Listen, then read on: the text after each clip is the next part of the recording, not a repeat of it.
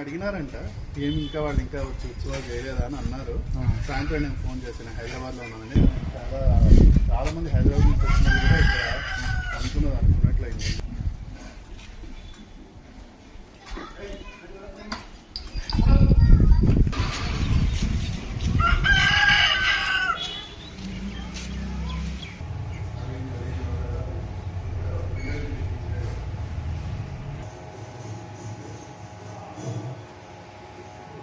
Commercial గా change చేయలేదు.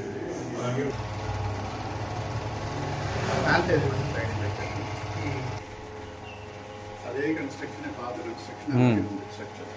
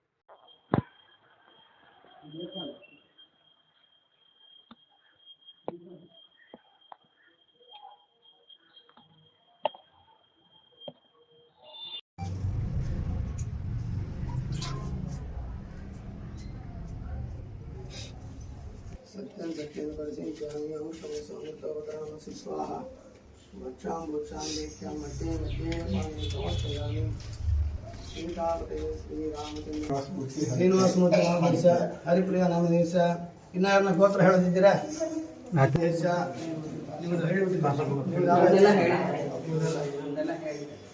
ವಸಿಷ್ಠ ಗೋತ್ರದ ದಿವಸ ತುಳಸಿಬಾಯಿ ನಾಮದೇಶ ಕಾಶಪ ಗೋತ್ರ ಲಕ್ಷ್ಮೀ ನಾಮದೇಶ ಇನ್ಯಾರಿದ್ದಾರ ಕಾಶಪ ಗೋತ್ರ ರಾಘವೇಂದ್ರ ನಾಮದೇಶ ಕರ್ಮಸ್ತೋತ್ರ ಸೇವಾಂಚಕರಿಚ್ಛೆ ಯಂತ್ರೋದ್ಧಾರ ಕರ್ಮಸ್ತೋತ್ರಂ ನಮಾಮಿ ದೂತಂ ರಾಮತ್ಯ ಸಮದಂಚ ಸುರಧ್ರುವಂ ನಾನಾರತ್ನ ಸಮಾಯುಕ್ತ ಕುಂಡಲಾದಿ ವಿರಾಜಿತಂ ಸರ್ವದಾಭೀಷ್ಟದಾತಾರಂ ಸದಾ ವೈದುರ್ವಾಹವೆ ವಾಸಿನಂ ಚಕ್ರತೀರ್ಥಸ್ಯ ದಕ್ಷಿಣಸ್ಯ ಗಿರೋ ಸದಾ ತುಂಗಾಂ ಬಹುವಿತರಂಗಸ್ಯ ಉಹತೇನ ಮಗಿಸೋವಿದೆ ನಾನಾದೇಶಗದೆ ಸಿದ್ಧಿಃ ಸ್ಯಾದೆ ಸಂಚತಃ भजामि श्री हनुमन्तं हेमकान्ति समप्रभं व्यासतीर्थ इति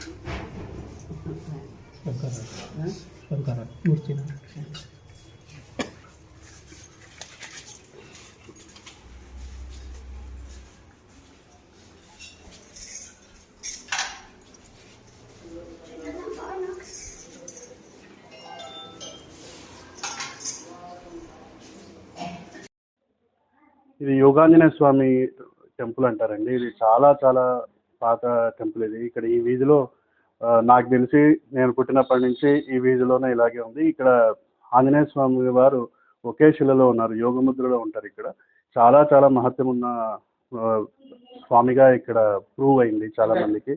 హైదరాబాద్ నుంచి కూడా చాలా మంది వచ్చి ఇక్కడ వాళ్ళు అనుకున్నట్లు జరిగింది. వాళ్ళు మళ్ళీ తిరిగి రావడము, స్వామివారి మొక్కు చెల్లించడము ఇలాంటివి జరిగింది.